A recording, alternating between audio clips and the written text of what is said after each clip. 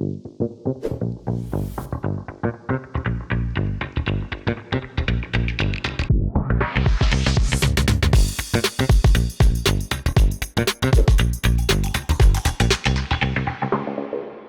want to just kick things off by introducing yourself and your business, Outright AI? Sure thing. Chris, thanks for having me. First of all, I appreciate the opportunity. So Outright AI is about a 7-week-old company at this point. And what we do is we help our customers and brands to get discovered by the LLMs, ChatGPT, Gemini, et al., and to be included in AI answers more often. Brilliant. And what was the problem that first sparked the idea for the business? So before Outright, we actually founded a content syndication lead generation agency. So that's about 3 years old. And the nature of that service company is to generate leads from our B2B tech clients' content. So we, as you can imagine, we promote and syndicate a lot of content over those 3 years. It was about 5,000 pieces in total. And in the last year or so, we started seeing certain pieces, certain white papers, certain case studies, certain guides that were consistently being cited by ChatGPT, by Gemini. They were consistently being included in AI answers, and our clients were being told more and more often that new leads were finding them through ChatGPT. So we started to dive into the differences between the content that was being cited and all the content that wasn't. And we started seeing some repeatable patterns and dove in to test hundreds and hundreds of article types and arrived at the perfect structure for article creation, both from a kind of a visual display format, but also from a machine display format, so it can be read both by humans and by AIs. Perfect. And as you said, Outright's quite a young business. So how does your current MVP look compared to your first version? Oh man, night and day, thankfully. We thought, and it's funny, right? So, we launched about 7 weeks ago. Before that, we had a few products we were testing and trying to get live. And we thought we had invented, electricity at that point. It was the most beautiful solution. Everyone was going to give us their money. And now looking back, we were embarrassed by, what we opened up with compared to what we have today. So yeah, it's come a long way for sure. Good. And in terms of your startup journey, what's the one thing you thought you knew about startups that's turned out to be completely wrong? Yeah, so I think coming in, and again, I'll kind of speak to LeadSpot, the agency, our original kind of entrance into the startup world.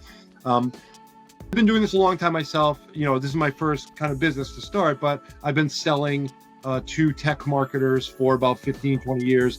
And when I founded the company and with my sons, I was under the impression, as were they, that, the folks we would be dealing with, other founders, other owners, chief marketing officers, marketing executives, really had a complete knowledge of their programs, of their systems, of their needs, of their budgets, what have you. And we found that, a lot of folks like us were winging it a lot of the time, right? And trying to figure it out as they're working through each day. They're trying to learn as well. They're trying to improve constantly. So it was a good feeling. Know that you don't have to be perfect from day one, and not everyone is, and not anyone is actually. So that was it was kind of a wake up moment for us early on. Yeah, it's always good to get that external validation, right? Right.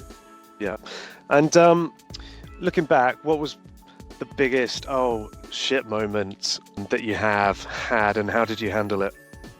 Yeah, so there was, admittedly, we were very naive when we founded the first company. We didn't have any customers, we didn't have any investors, and we didn't have much money to start with, in my hindsight.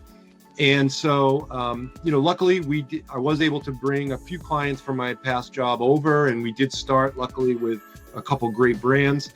And so I think our biggest oh shit moment was when, about 18 months in, both of our only clients canceled. And so now, without investors, without any other clients, without runway, and without any more payments coming in, that was our biggest oh shit moment. And frankly, we had always been bootstrapped. We're still bootstrapped for the most part, but it was at that moment that I realized how, unrealistic it was to maybe not have some of those things lined up. And luckily, we were able to find someone, friends and family, that were interested in our vision, believed in our dream, and were able to kind of help us out. But yeah, that was a very scary week, very sudden, cancellations, very sudden losses of budget. So yeah, there were a couple of sleepless nights for sure. Yeah, it's sometimes it's frightening how things can change so quickly, right? Absolutely. Yeah. Cool. And then you mentioned you brought customers over from your previous roles, but and you got some investment in the business. So if you look at those investors, how did you convince them believe in your vision? Yeah, so we were almost 2 years in when we first needed to try to find some money. And at that time, we did have a good track record with a couple customers who had billed consistently, who had left great reviews, who we had made great gains for them in terms of leads generated and conversions and new revenue, new deals closed from our leads and what have you. So we had data, right? We had some social proof that we could go to our friends and family and say, beyond what you know about us, but beyond what you know about our work habits and our drive, these are the past hard successes that we've seen already. And we were able to also kind of display potential deals in the pipeline at that time and, kind of convince them that we know what we're doing. There's some history there that shows that we know how to win. And there's some more in the pipeline that'll allow us to keep winning, try to help us. And luckily, so far, so good, right? We've been able to kind of keep up with all of our arrangements and our agreements, and everyone's happy. So far, so good. Fantastic. Long may that continue. Yes. Cool. I'm not sure how prevalent this question will be, given the fact that I know you're in business with your two sons, but what's been the hardest role that you've had to hire for, and why was it difficult?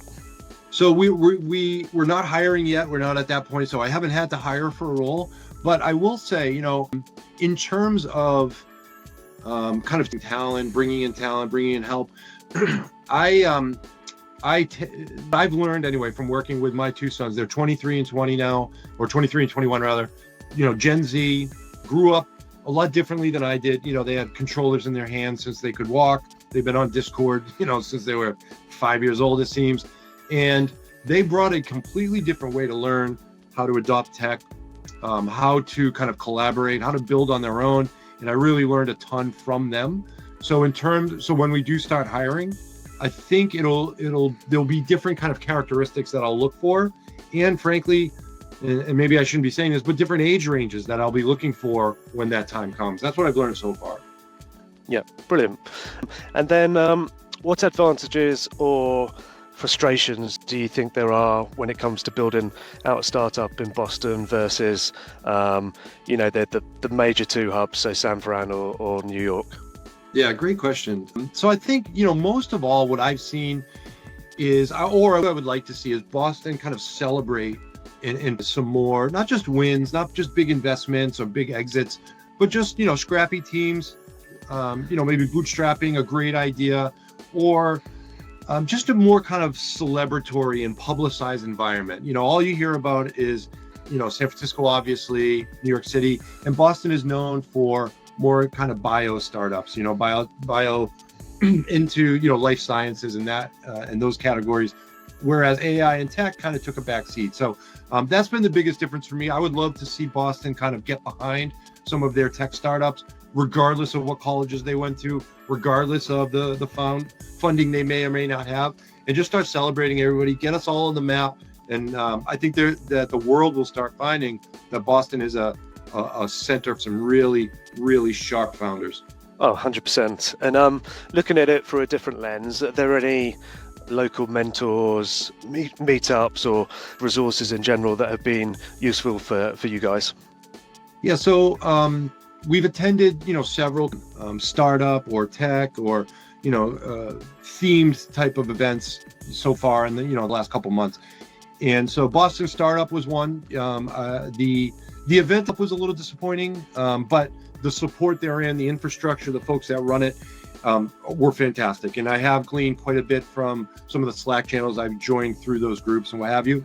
And then just personally, for me, there are, a couple mentors that have helped me throughout my career that have been instrumental.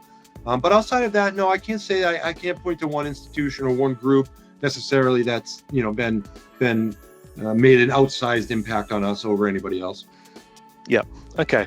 And moving on to some reflections and maybe some advice for others. What's the best piece of advice you've ever received from another founder?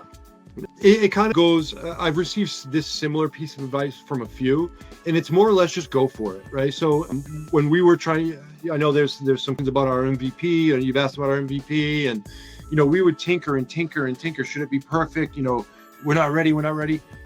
Just go for it. Put it out there, get your feedback. No one's going to break it. No one's going to copy and steal it. Go for it, put it out there. And the feedback, more than anything, has helped us to refine what the current looks like today. Yep, brilliant. And then finally, how do you personally stay sane for all of the peaks, troughs of trying to build your own business? Yeah, so great question. Before, again, we're about 3 years in total for our founder kind of journey here. And before that, I guess I personally was kind of going through a journey before I came to this stage as well. So I learned from that personal journey different tools. I love to meditate. I really think it's important to kind of listen to your brain, your body, take time every day to sit quietly, get away from screens and reflect. My faith has also increased in that time, and has definitely helped me to kind of stay level. I've tried to also learn from other founders in the past, and how they may handle their kind of emotional side, or when they get scared or upset or fired up. So all of it together, I guess, really just trying to take the time.